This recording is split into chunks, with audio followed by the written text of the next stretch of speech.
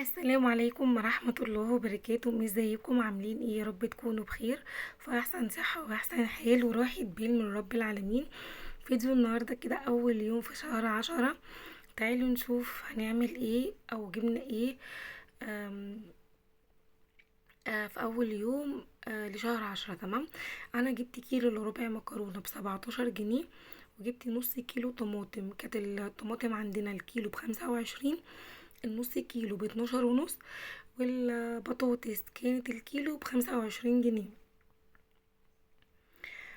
تمام. هعمل مكرونة وبطاطس. ده المفروض ان انا كنت هعمله في اليوم دوت، ان انا هعمل مكرونة بالصلصة، وهعمل بطاطس محمرة.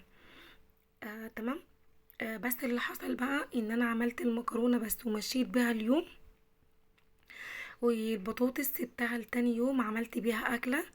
برضو الفيديو صورته هبقى انزله معاكم. تمام. يعني انا اللي صرفته البطاطس والمكرونة والطماطم 50 جنيه.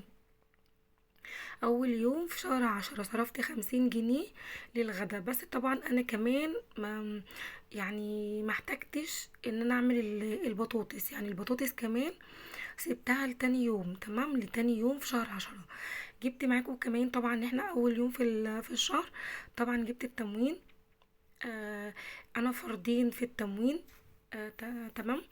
جبت ازازتين زيت، باخد ازازتين زيت وكيسين سكر. والمفروض ان كان في كيس تالت اللي هو بقى اللي هو المدعم دوت اللي هو ب27 جنيه اللي بينزل، بس ما عادش بينزل بقاله شهرين.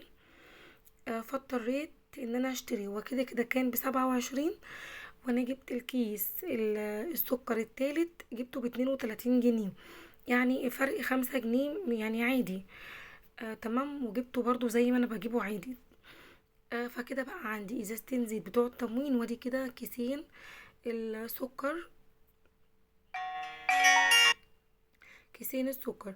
ووادي الكيس كمان التالت اللي انا اشتريته، وكيس مكرونة. يعني كيس المكرونة والسكر، كيسين السكر وازازتين الزيت دول تبع التموين. تمام. وطبعا بياخد ضرب البطاقة 5 جنيه. وجبت كيس السكر دوت ب32 جنيه.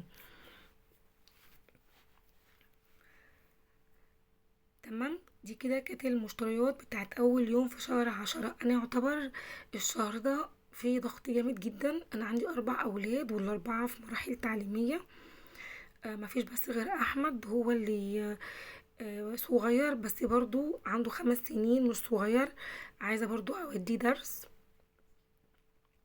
تمام. فعندي دلوقتي 3 اطفال، 2 كبار والتاني لسه في سنة اولى. بس طبعا بجيب لها مدرسة في البيت.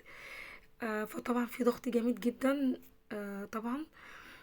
فتحسي طبعا ان المصروف الشهر ده يعتبر قل كتير جدا بسبب الضغط بتاع مصاريف الدروس. تمام. وكل مدرس او مدرسة مسكين على 120 جنيه المادة. محدش عايز يتنازل حتى يقولك 100 جنيه. تمام. كله يقولك يعني اشمعنى انا اللي هبقى 100 ما المدرسين كلهم ب120؟ يعني كأنهم مش عارفة في ايه، بس بصراحة مش عارفة. تمام. فطبعا في ضغط جامد. طبعا المصاريف تعتبر قلت كتير جدا. فالحمد لله رب العالمين. اهم حاجه الرضا، يعني والله العظيم ان انت تكوني راضيه وبتقولي الحمد لله، فربنا الحمد لله والله العظيم بيبارك. عندي بقى كانت السكر، علبه السكر في الزيت ومليتها بالمره معاكم. وهنا بقى عملت الصلصه. انا جبت الطماطم وغسلتها وقطعت الحتت اللي فوق ديت، عشان طبعا ده بيبقى المكان اللي في الطماطم اللي بيرشوها. تمام. وبحب طبعا احطها اللي هو الشطة الحمراء، بحب جدا اضربها معاها، بتبقى بصوا بتخلي الصلصة طعمها تحفة. جبت حلة بقى على النار وفيها كده حوالي معلقتين زيت او 3، ونزلت كده بالصلصة من غير توم من غير بصل من غير اي حاجة خالص. ولادي بيحبوها كده، ما بيحبوش التوم ما بيحبوش البصل. وكمان بصوا البصل بقى غالي والثوم غالي وكل حاجة بقت غالية. فهي كفايه الطماطم بس كده النص كيلو ب12 جنيه ونص، حلو قوي. مع كيلو الا ربع مكرونه. ومشيت اليوم على كده، وكانت اجمل غدوه يعني في اليوم ده. الحمد لله اللهم بارك والله العظيم نعمه ورضا. معلش بقى في حاجه انا ما صورتش المكرونه بعد ما خلصتها. كده الصلصة خلاص يعني اتسبكت معانا، بقت جميلة كده. انا مش بحبها تقيلة ولا خفيفة، مظبوطة يعني حلوة. تمام. والمكرونة بقى على النار، المية لسه بتغلي يعني على النار. بس الصلصة كده خلاص. المهم ان انا مصورتش معاكم المكرونة في الاخر، لان اليوم ده كان ولادي عندهم دروس، فعارفين بقى اللي ايه، انتي مش عارفة تحطي طبلية كده او سفرة ويقعدوا ياكلوا كده، ناكل مع بعضينا. الموضوع بقى صعب، الولاد بياكلوا يعتبر طبق المكرونة وهم نازلين كده على السلم. تمام. فاكلنا كان كل واحد طبقه كده في ايده.